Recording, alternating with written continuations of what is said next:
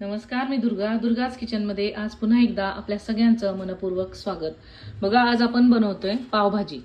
तर पावभाजीसाठी लागणारं साहित्य मी 4 लोकांसाठीचं घेतलेलं आहे. 4 बटाटे, थोडंसं बीट घेतलेलं आहे मी साल काढून चिरून, वाटाणे घेतलेले आहेत, फ्लावर घेतलेला आणि शिमला मिरची. एवढंच आपल्याला पावभाजीसाठी लागणार आहे. तर हे मी स्वच्छ 2-3 पाण्यामध्ये धुवून घेते आणि आपण शिजायला ठेवूया.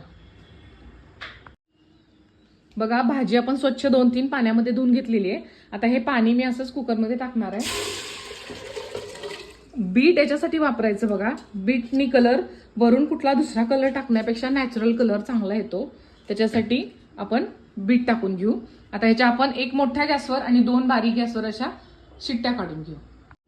बघा, कुकरची शिट्टी होईपर्यंत आपण 3 ते 4 मोठे कांदे मी चिरून घेतलेले आहेत. मोठे मोठे चिरले आहेत कारण त्याची मला पेस्ट करायची आहे. आणि 1 मोठा टोमॅटो मी घेतलेला आहे आमच्या 4 लोकांसाठी. तर 1 टोमॅटो प्युरी वेगळी आपल्याला करून घ्यायची आणि कांदा पेस्ट आपल्याला वेगळी करून घ्यायची. चला तर बघूया. बघा, आपण जो टोमॅटो आणि कांदा घेतला होता मगाशी त्याची मी वेगवेगळी पेस्ट करून घेतलेली आहे.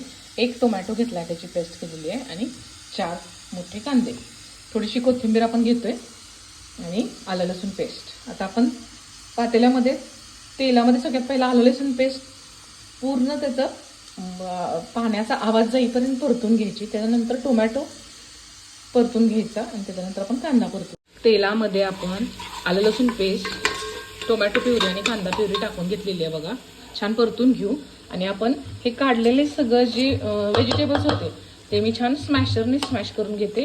ज्याला कोणाला मिक्सरवर ग्राइंड करायचं त्यांनी मिक्सरलाही ग्राइंड करू शकता.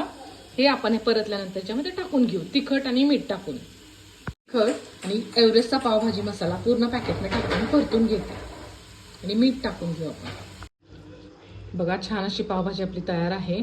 पाव भाजून घेऊ, चवीपुरतं मीठ टाकूया आपण. बघा, मस्त अशी आपली पावभाजी तयार आहे. गरम गरम सर्व करा. पेजला लाईक सबस्क्राईब करायला विसरू नका. थँक्यू.